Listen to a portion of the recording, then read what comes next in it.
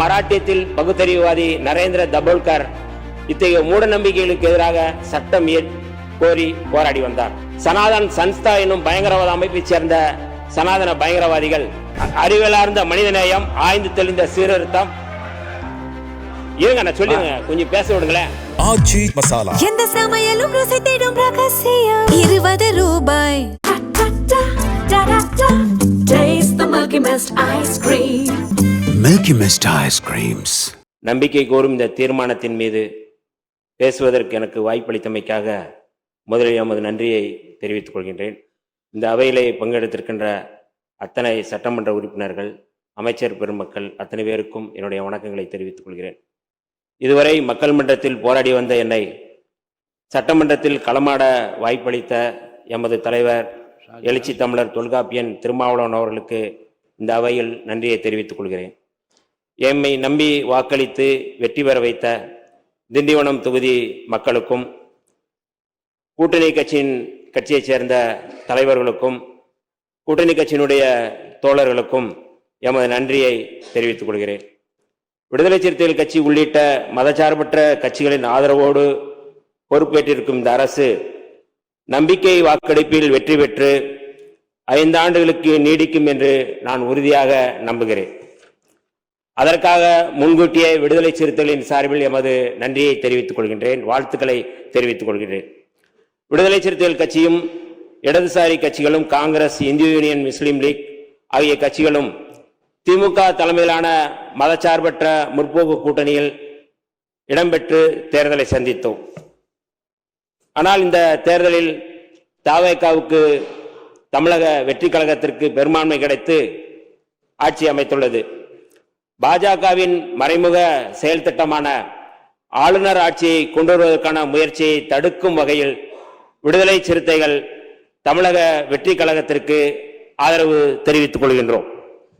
மாண்புமிகு முதலமைச்சர் அவர்கள் பொறுப்பேற்பதற்கு விடுதலை சிறுத்தைகள் கட்சியின் ஆதரவு முக்கியமானதாக இருந்தது என்பதை இந்த நாட்டு மக்கள் அறிவார்கள். எமது ஆதரவை பெற்ற இந்த அரசு மக்கள் நல திட்டங்களை நிறைவேற்றி மாநில உரிமைகளை காத்து மிகச் சிறந்த அரசு என்ற பெயரை பெற்று சிறப்பிக்க வேண்டும் என்று விடுதலை சிறுத்தைகளின் சார்பில் நாங்கள் வாழ்த்துகின்றோம். இந்த அரசு ஆதரிப்பவர்கள், எதிர்ப்பவர்கள் என அனைவருக்குமான அரசாக இருக்கும் என்பதை நம்முடைய முதல்வர் அவர்கள் தனது நடவடிக்கைகள் மூலம் உணர்த்தி இருக்கிறார்கள். முதலமைச்சராக பதவியேற்றதற்கு பிறகு எதிர்க்கட்சி தலைவர்கள் அனைவரையும் வீடு தேடி சென்று அவர்களது வாழ்த்துக்களை பெற்றது தமிழ்நாட்டுக்கு மட்டுமின்றி இந்தியாவுக்கே நல்ல முன்னுதாரணத்தை ஏற்படுத்தியிருக்கின்றது. முதல்வருக்கு விடுதலை சிறுத்தைகளின் சார்பில் எனது பாராட்டுகளையும் தெரிவித்துக் கொள்கிறோம். எமது தலைவர் எழுச்சி தமிழர் தொல்காப்பியன் திருமாவளவன் அவர்களை நேரில் சந்தித்து வாழ்த்து பெற்றமைக்கு விடுதலை சிறுத்தைகளின் சார்பில் நன்றியை தெரிவித்துக் கொள்கின்றோம். விடுதலை சிறுத்தைகள் கட்சி இந்த அரசுக்கு நிபந்தனையற்ற ஆதரவை கொடுத்திருக்கிறது. ஆனால் இந்த அரசு சில நடவடிக்கைகளை எடுக்க வேண்டும் என எதிர்பார்க்கிறோம்.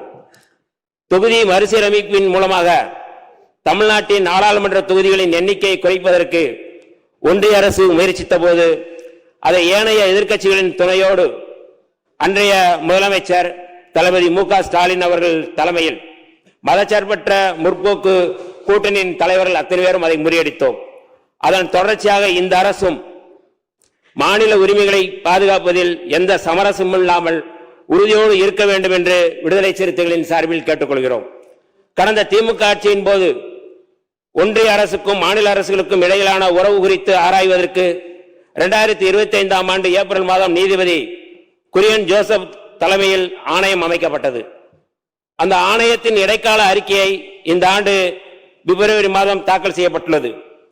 அந்த ஆணையம் தொடர்ந்து தனது பணிகளை செய்து முழுமையான அறிக்கையை அளிப்பதற்கு இந்த அரசு உதவ வேண்டும் என்று விடுதலை சிறுத்தைகளின் சார்பில் கேட்டுக்கொள்கிறோம். சில ஆண்டுகளுக்கு முன்பு வரை வட இந்திய மாநிலங்களில் நிகழ்ந்து வந்த ஆணவ படுகொலைகள் தமிழ்நாட்டிலும் இப்பொழுது தலைதூக்கியுள்ளன. அதை தடுத்து நிறுத்துவதற்கு சிறப்பு சட்டம் ஒன்றை இயற்ற வேண்டும் என்று வலியுறுத்தி விடுதலை சிறுத்தைகள் கட்சியும் இடதுசாரி கட்சிகளும் பல போராட்டங்களை முன்னெடுத்தோம். அதன் அடிப்படையில் கடந்த திராவிட முன்னேற்ற அரசு முன்னாள் முதல்வர் மரியாதைக்குரிய மு.க. ஸ்டாலின் அவர்கள் ஓய்வு பெற்ற நீதிபதி K.N. பாட்ஷா தலைமையில் ஆணையம் ஒன்றை அமைத்தார். அதன் அறிக்கையை பெற்று அதன் அடிப்படையில் ஆணவ கொலைகளை தடுத்து நிறுத்துவதற்கான ஒரு சிறப்பு சட்டத்தை இயற்ற வேண்டும் என்று விடுதலை சிறுத்தைகளின் சார்பில் நாங்கள் கேட்டுக்கொள்கிறோம்.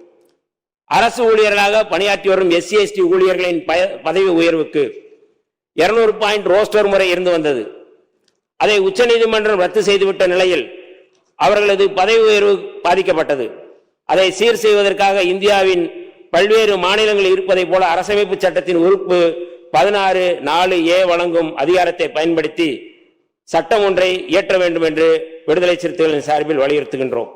அதன் அடிப்படையில் கடந்த அரசு அதை பரிசீலிப்பதற்கு ஓய்வு பெற்ற நீதிபதி GM அக்பர் அலி தலைமையில் ஆணையம் ஒன்றை அமைத்துள்ளது. அதன் அறிக்கையை பெற்று அந்த சட்டத்தையும் இயற்ற வேண்டும் என்று நாங்கள் வலியுறுத்துகின்றோம். இந்த அரசு பொறுப்பேற்றதும் உடனடியாக எதிர்கொண்டிருக்கும் முக்கியமான சிக்கல் தமிழ்நாட்டு மீனவர்களுடைய சிக்கல். புதிய ஆட்சி அமைந்தால் இலங்கை கடற்படையின் தாக்குதலில் இருந்து தாம் பாதுகாக்கப்படுவோம் என்று நம்பி வாக்களித்திருக்கிறார்கள். நேற்று இலங்கை கடற்படையினரால் நமது மீனவர்கள் 40 பேர் கைது செய்யப்பட்டு அவர்களது படகுகளும் இலங்கை கடற்படையால் பறிமுதல் செய்யப்பட்டிருக்கிறது. மீனவ மக்கள் இந்த அரசின் மீது வைத்துள்ள நம்பிக்கையை பாதுகாக்கும் விதமாக இந்த பிரச்சனைக்கு நிரந்தர தீர்வு காண்பதற்கு நம்முடைய அரசு முன்வர வேண்டும் என்று விடுதலை சிறுத்தைகளின் சார்பில் நாங்கள் கேட்டுக்கொள்கிறோம். 2013ஆம் ஆண்டு முதல் மராட்டிய மாநிலத்திலும் 2020ஆம் ஆண்டு முதல் கர்நாடகாவிலும் மூட நம்பிக்கைகள் மூலம் ஏமாற்றுவோருக்கு சிறை தண்டனை அளிக்கும் சட்டங்கள் நடைமுறையில் உள்ளன. இது தவிர பீகார், ஜார்க்கண்ட், சத்தீஸ்கர், ஒடிசா, ராஜஸ்தான் போன்ற மாநிலங்களில் மாந்திரீகம், சூனியம் ஆகியவற்றுக்கு எதிரான சட்டங்கள் நடைமுறையில் உள்ளன. குறிப்பாக மராட்டியத்தில் பகுத்தறிவுவாதி நரேந்திர தபோல்கர் இத்தகைய மூட நம்பிக்கைகளுக்கு எதிராக சட்டம் கோரி போராடி வந்தார். சனாதன் சன்ஸ்தா என்னும் பயங்கரவாத அமைப்பைச் சேர்ந்த சனாதன பயங்கரவாதிகள் 2013ஆம் ஆண்டு ஆகஸ்ட் 13ஆம் தேதி புனே நகரில் பகுத்தறிவாதி நரேந்திர தபோல்கரை உறுப்பினர். இந்த படுகொலையை தொடர்ந்து 2015 பிப்ரவரியில் இடதுசாரி எழுத்தாளர் கோவிந்த் பன்சாரே, அதே ஆண்டு ஆகஸ்டில் கன்னட எழுத்தாளரும் கன்னட பல்கலைக்கழகத்தின் முன்னாள் துணைவேந்தருமான MM கல்புரிக்கு, 2017 செப்டம்பரில் பத்திரிகையாளர் கௌரி லங்கேஷ் ஆகியோரை மானிய கோரிக்கைகள் தான் வருகிறது. பேசுவதற்கு நிறைய வாய்ப்பு இருக்கிறது. இன்னும் அதிகமாக ஆலோசனை சொல்வதற்கு நேரம் இருக்கிறது. இன்று நாம் அனுபவிக்கும் ஒவ்வொரு உரிமைகளும் சமூக முன்னேற்றமும் பல தலைவர்கள், அறிஞர்கள், கள செயற்பாட்டர்களின் ஈடில்லா தியாகத்தால் தான் கிடைத்துள்ளன. ஆகவே நமது அரசு ஜோதிடம், பில்லி சூனியம் போன்ற மூட நம்பிக்கைகளுக்கு எதிரான நம்பிக்கைகளுக்கு இடம் தராமல் அறிவியலை வளர்க்கும் திட்டங்களுக்கு முன்னுரிமை கொடுக்க வேண்டும் என்று நான் விடுதலை சிறுத்தைகளின் சார்பில் கோரிக்கை வைக்கின்றேன். அறிவியலார்ந்த மனிதநேயம், ஆய்ந்து தெளிந்த சீர்திருத்தம். இருங்க, நான் சொல்லுங்க, கொஞ்சம் பேச விடுங்களேன். அறிவியலார்ந்த ஆர்வம் ஒவ்வொரு குடிமகனின் கடமையாக இந்திய அரசியலமைப்பு சட்டம் உறுப்பு 51A வரையறுக்கிறது. எனவே கர்நாடகம் மற்றும் மராட்டியத்தில் இருப்பது ஒன்று மூட நம்பிக்கைகளுக்கு எதிரான சட்டத்தை கொண்டு வர வேண்டும் என்று விடுதலை சிறுத்தைகளின் சார்பில் வலியுறுத்துகின்றோம். நமது தொப்புள் கொடி உறவான ஈழத்தமிழர்கள் சிங்கள பௌத்த பேரினவாத அரசின் கீழ் இப்போதும் அல்லல்பட்டு வருகின்றனர். கடந்த 4 நூற்றாண்டுக்கு மேலாக தனித்தமிழீழ கோரிக்கையை காந்தி வழியில் ஈழத்தந்தை செல்வா போராட்டத்தை நடத்தினார்கள், அறப்போராட்டத்தை. அதன் தொடர்ச்சியாக மேதகு பிரபாகரன் அவர்கள் தனித்தமிழ் ஈழ கோரிக்கைக்காக ஆயுத வழி அறப்போராட்டத்தை முன்னெடுத்தார்கள். 2009ஆம் ஆண்டு மே மாதத்தில் முள்ளிவாய்க்காலில் எமது தமிழ் தேசிய இனத்தின் வீரஞ்செறிந்த போராட்டத்தை இந்திய அரசின் உதவியோடு இனப்படுகொலையை நடத்தி உலக நாடுகள் முடக்கின. ஈழத்தமிழர் விடுதலைக்கு தீர்வு காண இந்திய அரசு இலங்கை அரசுடன் போட்ட ஒப்பந்தம் நிறைவேற்றப்படாமல் உள்ளது. இந்த சூழலில் நமது அரசு ஈழத்தமிழர் வழியை உணர்ந்து ஈழத்தமிழர்கள் தம்மைத்தாமே ஆட்சி செய்து கொள்ளும் உரிமையை, அதாவது தனி தமிழ் ஈழத்தை மீட்டு தருவதற்கு தமிழ்நாடு அரசு முன்முயற்சி மேற்கொள்ள வேண்டும் என்று விடுதலை சிறுத்தைகளின் சார்பில் கேட்டுக்கொள்கிறோம். அது மட்டுமல்லாது தமிழின படுகொலை நடைபெற்ற மே 18 சர்வதேச இனப்படுகொலை தினம் உலக தமிழர்கள் முன்னெடுத்து வருகின்றனர்.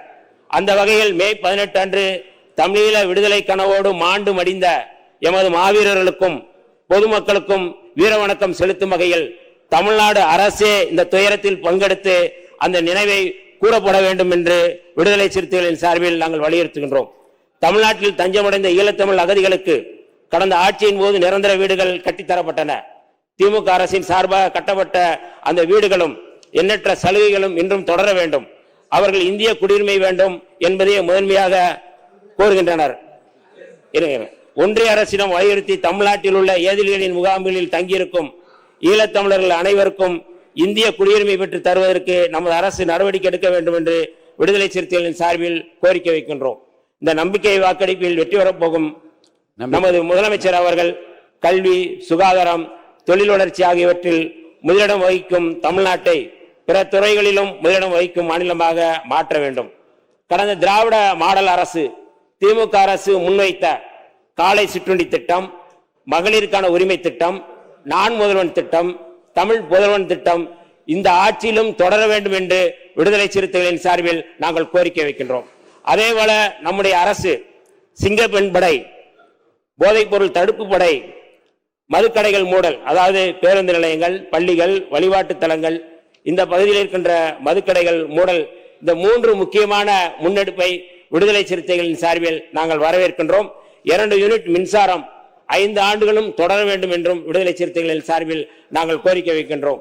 1946ஆம் ஆண்டு டிசம்பர் 17ஆம் தேதி அரசமைப்பு சட்ட அவையில் புரட்சியாளர் அம்பேத்கர் தனது முதல் உரையை இந்த வரிகளோடு முடித்திருப்பார். இந்த அவையை தமக்கு அளிக்கப்பட்டுள்ள